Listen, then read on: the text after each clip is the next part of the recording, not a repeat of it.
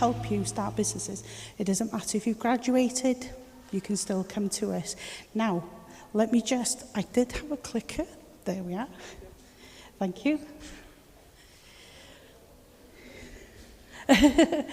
Okay, so this is me. I've worked for Business Wales for many, many years, helped businesses. I'm also an accountant, so I've helped businesses like that as well. Right, opportunities as a counsellor. We all think of the immediate thing, one-to-one, doing therapy.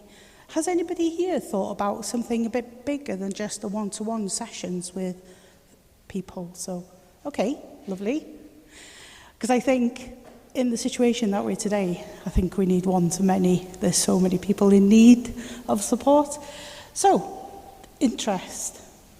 So you could collaborate with the tech sector using AI to build some therapeutic underpinning, because obviously, you know, we want to have really good AI. It could be one-to-many in a child or school setting, within a charity setting, within other business created for mental health, such as personal finance. That's where there's a lot of mental health issues that goes along with those kind of problems. Weight loss is another one. And then, of course, you've got the traditional engagements of one-to-one and one-to-many in therapy sessions. So the key thing for being an entrepreneur is this: problem solving and critical thinking. Everything else can be taught, okay? Accountancy, bookkeeping, tax, marketing, you can pick that up anywhere. And even if you don't want to do it yourself, you can get paid someone else to do it. The critical thing is you, as the owner, knows how to see when problems crop up and think critically about how you overcome them. And of course, not just survive, but thrive as well. So, I would start thinking about what is your top passion. Within counselling, what is the key thing that you really have an interest in? Because the thing that you're passionate about will be the thing that pushes you on, because starting a business can be really stressful. I don't like to say that, but it's exciting at the same time, and you are in charge of your own life. But it is hard going. So if you love it, you're going to stick with it. And so you need to know what's going on in that space. You have to also have a vision and visualize what the answer is, whether it's big, you know, so using collaboration, AI, tech, whatever, or one-to-one as a small business. That's also fine as well. And then, of course, you've got the creating the answers. So you could be that you're looking at creating a much bigger business, maybe an online platform, maybe an automated platform, because there is a lot of need out there for your services. However, it's also okay to do those one-to-one and small, because that is a good therapeutic setting for people as well, isn't it? Market fit, so here's another one. If you didn't have to charge for your services, you would always have clients. That isn't the issue. There is the need for it. But the business model here is that you've got to be paid as well, because it's a sustainable business. You can't carry on being a therapist if you don't get paid the right rates, okay? And this is really difficult because patients or clients are in need, and that kind of creates it up. But you can think about things, automating things in order to get over this problem.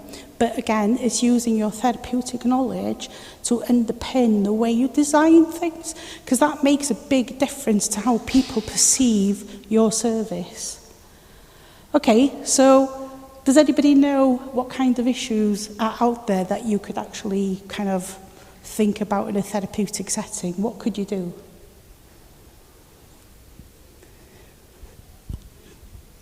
So there's commercial, so working within businesses.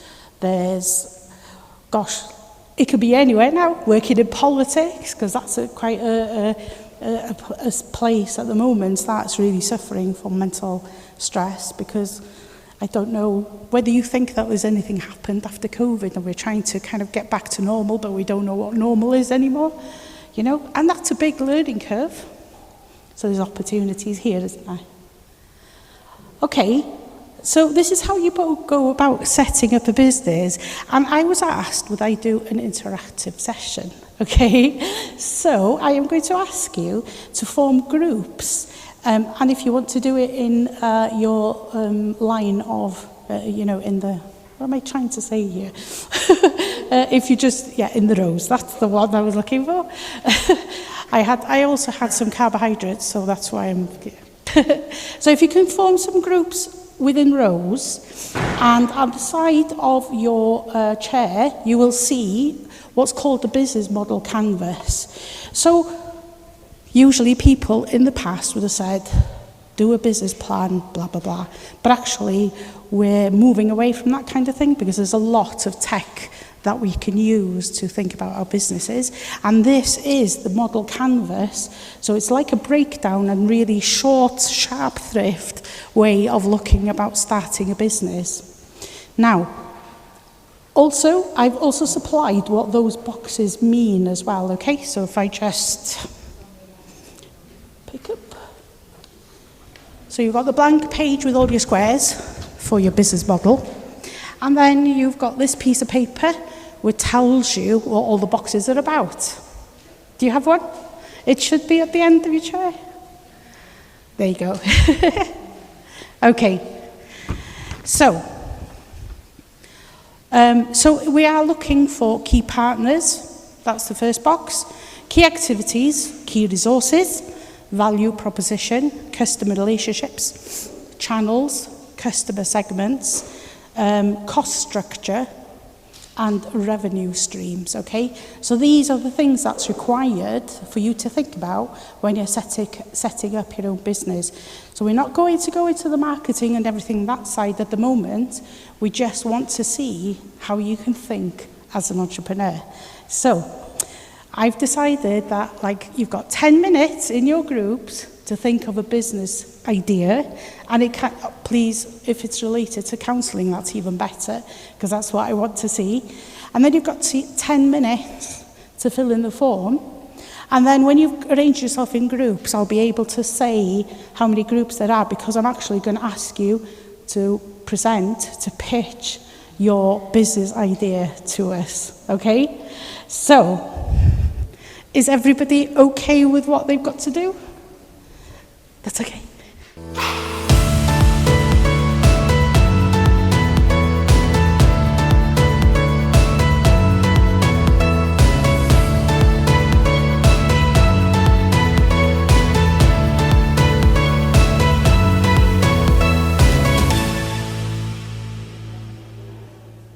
There we are. You have to stop at the business idea.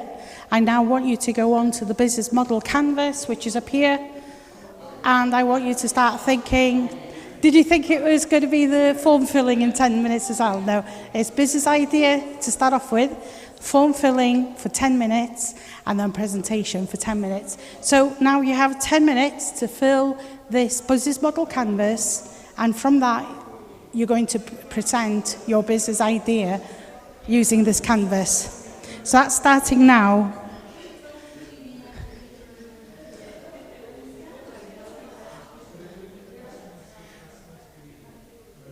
For everybody online, I don't know whether you can hear me clearly, but this business model canvas is to help you think about all the things that you need to when you're thinking about setting up a business. So it is going to be shared on the resources with you, and it's on the screen here as well.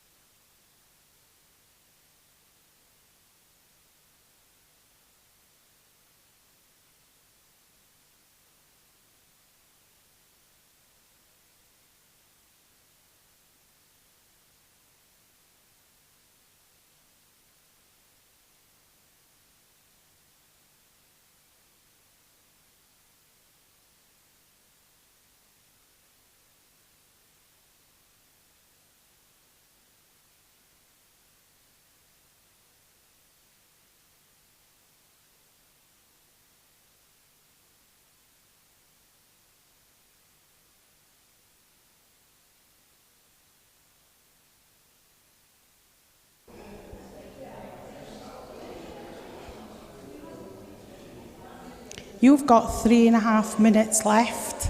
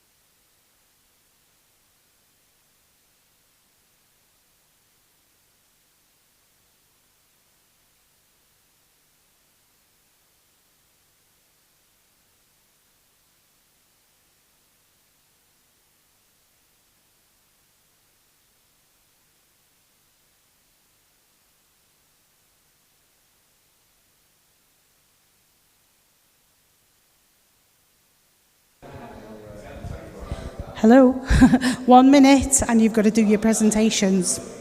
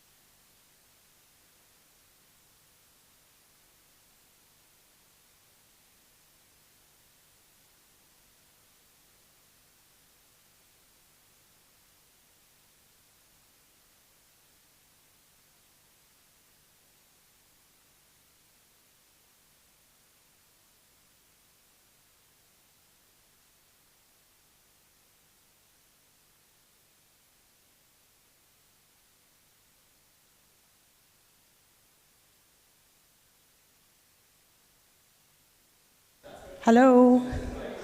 Pens down, please. Okay, who wants to be team number 1 for the presentation? Who's team? Do you want to go with number 1? Okay. Here we've got.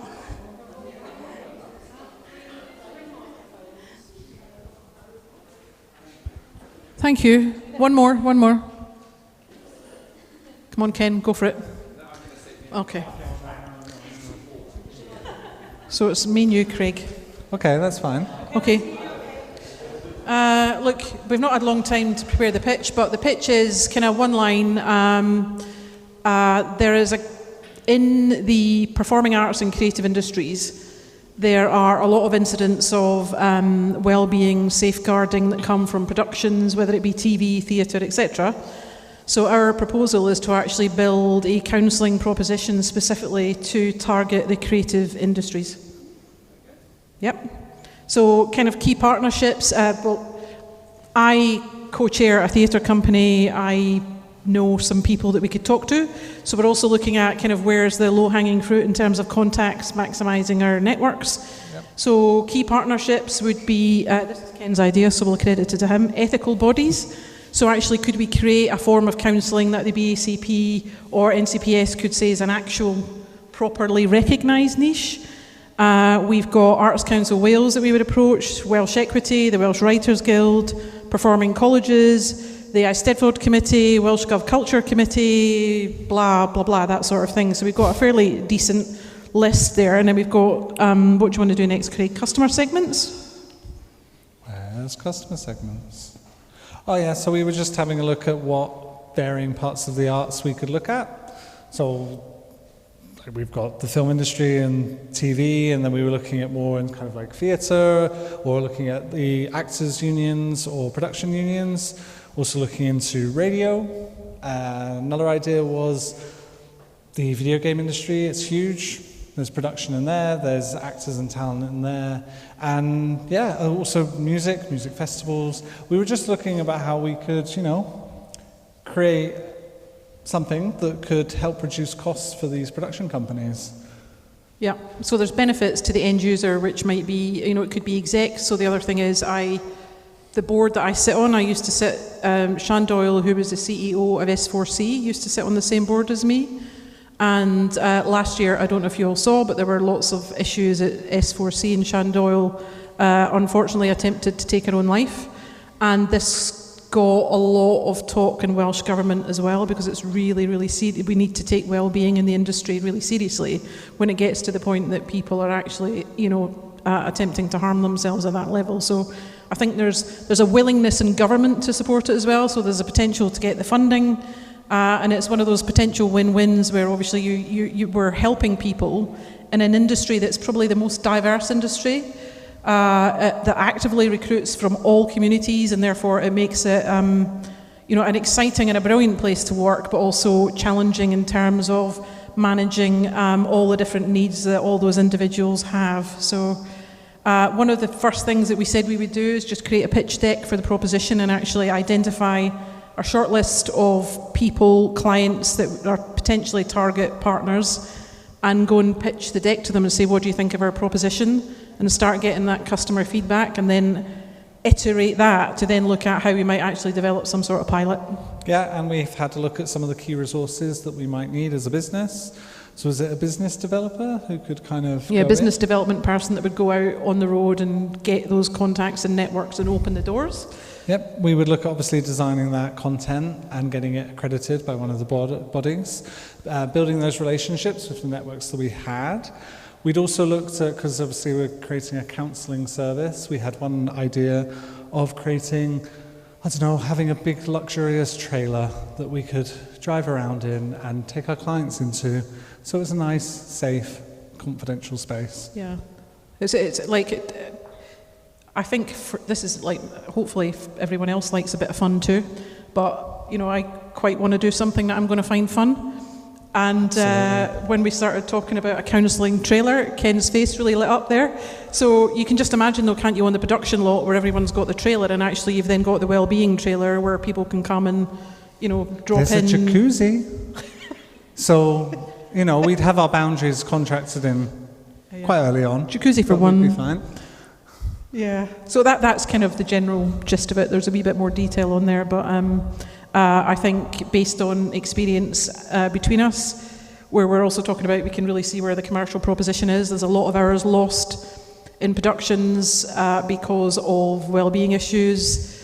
Again, something that Ken said, which I think is a really beautiful niche, is conflict resolution. With diversity and creativity often comes extremes, and you get a lot of I'm walking off set, I'm not working with them, I'm never coming back. And actually, if we could have proactive conflict resolution services, we could save organisations a lot of money, but also do the right thing for the people involved. So actually, they're not getting that traumatic experience of the workplace, which can impact them in their future career as well. Yeah, and I think one of our last points was just looking at doing a pilot study to get some data, so then we can sell that back to the clients and be like, look, we can prove that this works, and we can be data-led. Yeah, and we're coming to you for some money, Kath, to make this happen. Yes, we are. Okay. Diolch. Thank you. That's it. Diolch yn fawr.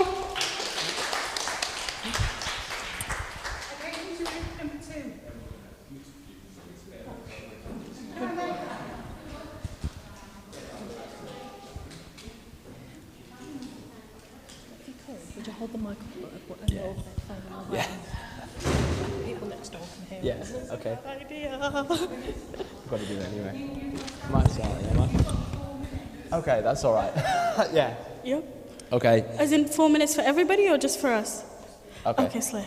Okay, guys, so our business kind of model was that we'd like to supply therapy and kind of a massage kind of experience, really. So we thought you'd go to a spa, you could have like a nice massage and relax, and then you could go and see a therapist after, or see a therapist and then go and have a nice kind of relaxing massage, really. So, Yeah, it's called Glow As You Grow, trademark copyright. Yeah. It's a one-stop shop, so you could go to whatever type of therapy you desire. So it could be sold as in packages or separately, or you can just go to get, back rubs and stuff. Our key partnerships are a chain of global spas and beauty houses, for example, like the Celtic Manor. They're really popular. And it would be some sort of a rent the chair situation for therapists, so that would be something from the ACP or NCPS, if possible. Our key activities are holistic and therapy packages, and our clientele are high-end customers or Uber clientele. Because it is going to be labeled as a luxury package, people that go and get, experienced spas pay a lot of money. So why not pay for treatment for the body as well as treatment for the mind? Yeah, so I think with the key resources we put like online marketing to get it out there, really, sort of thing, and social media, because obviously a lot of people use it and it's quite a good way to get your business out there. And then, where are we? It will be nationwide as well as global, because we can offer online therapy if you would choose, for example, a house service. So if you'd like to talk to somebody online, because I don't know the ethics of a therapist coming to your house, but so that's a nationwide or a global version. You can do cost structure. So with the cost structure, we thought there'd be quite a lot of like legal fees and obviously licensing stuff. And then, like Anne-Marie said, rent in the chair sort of thing. And then, the revenue streams, we're thinking about probably something like £300 for a day sort of thing, because spas are quite expensive anyway. You kind of paying a lot for the whole day, and then obviously therapy, fairly expensive as well. So, Glow as you grow. Yeah. Thanks.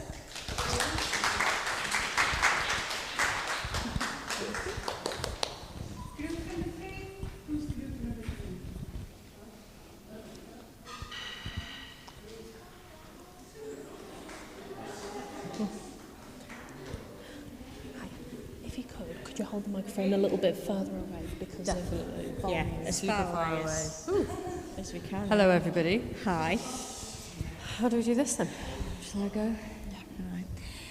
So, we're setting up a business called Conscious Counselling, and it is a mixed revenue stream business, which provides both private practice counselling and also free and low-cost counselling, which is provided through grant funding. That's the plan. That's the plan. We also do a comedy double act if anyone's interested. Our key activities are to provide face-to-face, online and telephone counselling. So that's one of our propositions, is to have equality of choice, because what we've found through our research is that people who access free counselling services don't tend to have as much choice about how and when and where they access counselling. So our value propositions are to give equality of choice for people who aren't in a position to pay for counselling. And our plan, first of all, is to just do private practice and get ourselves set up with that and get ourselves used to it. And then with the experience that we then have, and we'll have the financial records, then you can apply for grant funding. And then to have, so people who are on lower income could pay anywhere between £0 and £10. So it's up to them to say how much they can afford. And then the 5s and 10s will go towards the service going on for longer, you know, so it sort of adds value back into the organisation as well. And then private practice would just continue as that separate income stream, really. So our key partnerships, we've got a few. So we are sort of working with Business Wales. Lottery grants are going to be a big part of it, but also local organisations such as the Women's Centre, the council, local organisations, and other charities, such as I work with a carers charity, and things like that. And also we were talking about having sort of links with people like Citizens Advice Bureau, because people who have got a lot of practical stuff going on can find it difficult to focus on counselling, and people can struggle to deal with their practical stuff without having the counselling. So sometimes that's a bit of a circle as well. So we will try and work with other organisations that do different things but related. Yeah, and then we carried on. This is I like this business model canvas has made me think about things in very technical terms. Yeah, the value propositions, at first I was like, what are my values? And then I realised it's sort of, what value is it that we're providing? I think it would be fair to say that we want to be earning £20 an hour as the, you know, including all of your admin and all of your fundraising and everything, that feels like a fair cost. So to keep an eye on whether our sort of financial plan is going to sustain that level of income. And it's really important to us to provide qualified counsellors for people, and also to pay qualified counsellors, because a lot of places aren't doing that. Is that us? Any questions? Could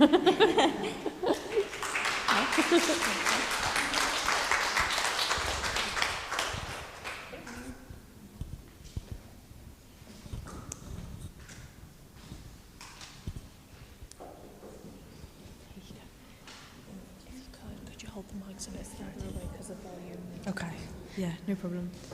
So we wanted to set up a holistic wellbeing centre for the community. So key partnerships we've got would be the local council, GP surgeries, social networks, and then schools and the local uni and colleges. Yeah, so this well-being center is a holistic well-being center where we provide not only healing services but also alternatives, well-being services like walk and talk, being with the nature, and also something about food, what you eat, sleep, and exercise. So our center is a place where you enjoy and learn. I mean, you heal and also you just flourishing. Something like that. And then for our customer segments, potentially people who are not currently being supported, or people that can't afford to pay or can't afford to wait. So can't afford to wait for the free NHS services, but then also can't afford private therapy, or are struggling to access independent services. So just to really be a face of the community for anyone struggling for whatever reason to be able to come in and access a service. Yeah, so that comes to our value. We believe that everybody deserves to live a healthy life with a sense of holistic well-being. And we, in terms of the revenue, we will have some profit-making project to support the non-profit project. Yeah, so potentially a sliding scale like these guys had said, for it depends on what people can afford, donate what you can, applying for community grants, but we appreciate the fact that we may need somebody that is their sole job, so someone to hire for admin or personnel. And then maybe event evenings as well, so a raffle, or people could pay for like live music or something like that to raise money for the service, because we recognise that it needs to generate an income to be able to continue supporting people at free or low cost. Yeah, we hope to create such kind of value, such kind of organization just existing in our community to model that, okay, what kind of life that we can live, that, yeah. Yeah. And then the last thing I've got would be for our channels, advertisement in GP surgeries. So to access those customer segments, if people are going to the GP surgeries and they're not getting the support that they need, can they see a leaflet where they can get the support that they need? Social media, and then potentially maybe EAP referrals as well, so accessing people that are in work too, and maybe seeing if we can get some referrals from there through to the centre. Do you have anything? Yeah.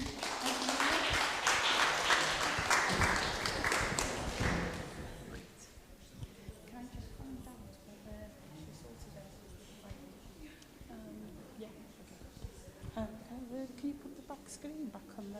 Yes. And then...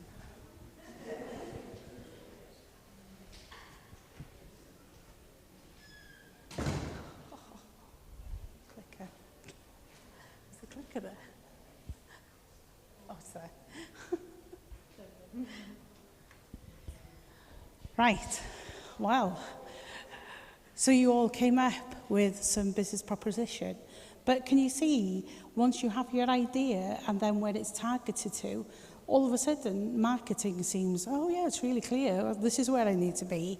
And then, of course, I think most of you were talking about charging and then realising there are people who can't afford to pay and then splitting that. So profitable is supporting the non-profitable, which is fantastic because you're hitting your value proposition.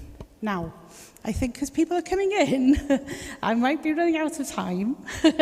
So I just wanted to, I've got some slides still, but you can read through those yourself. And I'm kind of trying to organise something at 5 o'clock online, because I don't think people online heard much of it. So the one thing I wanted to tell you was about the support that we can give you if you're thinking of starting, or if you need any support with a business that you've already started, okay? So in the Be Enterprising, we have one-to-one support. That's me. We also do courses. We've also got an incubation space at Penempsbag that's free of charge for you to use. We also have some funding, although it's come to the end of the budget for this year. We are looking at August, but we do have the Self-Employment Placement Fund for all students and graduates who want to start their own business, and that money is there for you to use to support yourselves as you research your business, and that's actually 1,500. We've also got a couple of Santander grants, which is the first one is about training, and if you want to go into any courses or if you want to go to any conferences, that's £1,000 there. And we've also got a proof of concept grant as well of £1,000, which you can apply for. I'm going to send those links to you, Holly, so you can share them. Big thumbs up. And she can share them with you. Now, the other thing that we've got as well is the Enterprise Fund, and that's up from £500 to £5,000 to help you start your own business. Okay? So we have a lot of support available that can help you with everything.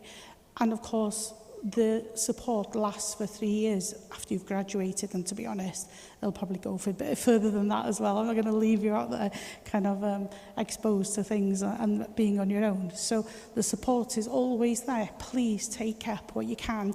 I've left some IPSI cards. IPSI is I can't remember what it's called, but it's the support for self-employed people. So if you're already counsellors, go on IPSI, you'll get a code from us, and that will give you a year's free subscription, and that is a business, self-employment support. It tells you a lot about tax and marketing and stuff like that, so that's free as well. And really, just please come back to us, because if you need any support, that is exactly why we are here.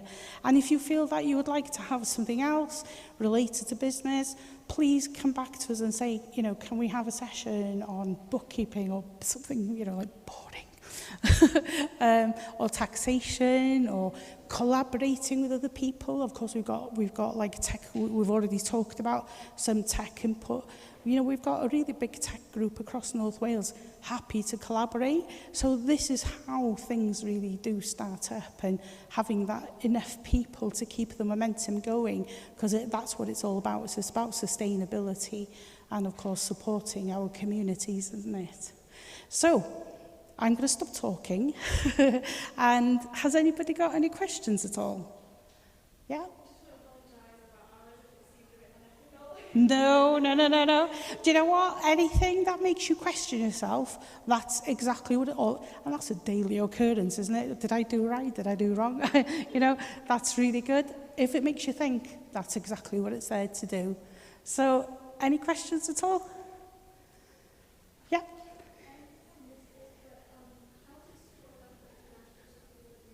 Okay, so we can't support you to start up unless you've got the correct visa, but we can support you. The proof of concept grant of £1,000 is a proof of concept, not a startup, okay? And then the enterprise award, the £500 level, is again research-based. So we can support you with that, and I can support you with talking about business, how to build it up, but I can't help you start it because you need the correct visa to do that. But any support that you think that I can, help you with, please come to me. Do you have the slide with my contact details on? I think it's probably the last one. Is the one with mine on? No? Okay. But you'll still get in contact, be enterprising. There you are, k.lewis@bangor.ac. Okay, so I hope you enjoyed the session. I hope it was a little bit not just sitting down and being told things. So thank you very much for your time. Thank you.